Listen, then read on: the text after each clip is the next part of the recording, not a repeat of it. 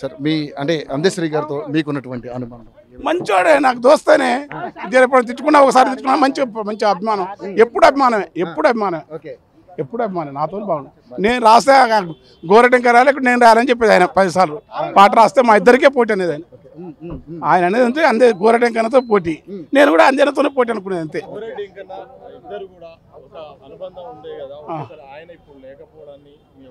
బాధ అనిపేదా? మనిషి ఉంటే ఎంతైనా ఉంటుంది. మనిషి పోతే ఇంకేముంది పాప.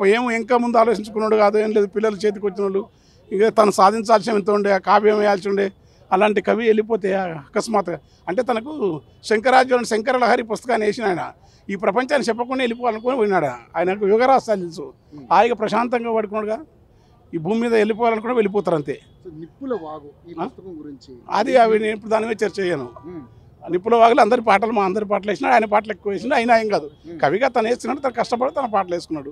ఆ నిప్పుల వాగు అనేది అతని కష్టపడి సంపాదకత్వం ఇచ్చిన పుస్తకం. తెలంగాణ పాటకన్నీ సేకరించేసిన పుస్తకం నిప్పుల వాగు. చాలా కింది స్థాయి నుంచి ఒక గొర్రెలు కాసుకుని లేకపోతే బర్రెలు కాసుకుని ఒక చదువు లేని వాడు ఇంత స్థాయికి ఎదిగాడంటే అసలు తెలంగాణలో అందరూ గొర్రెలు కాసుకుంటారు, బర్రెలు కాసుకుంటూ రాసినారు.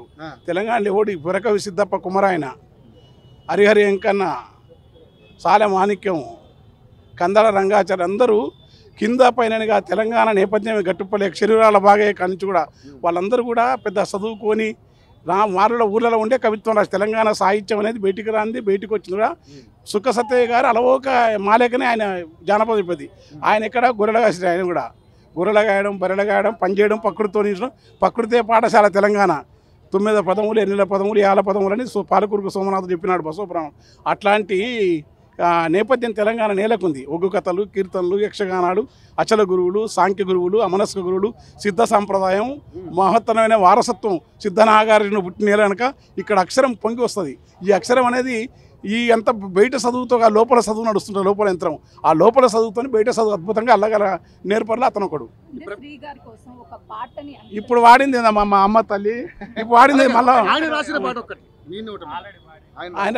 పాట.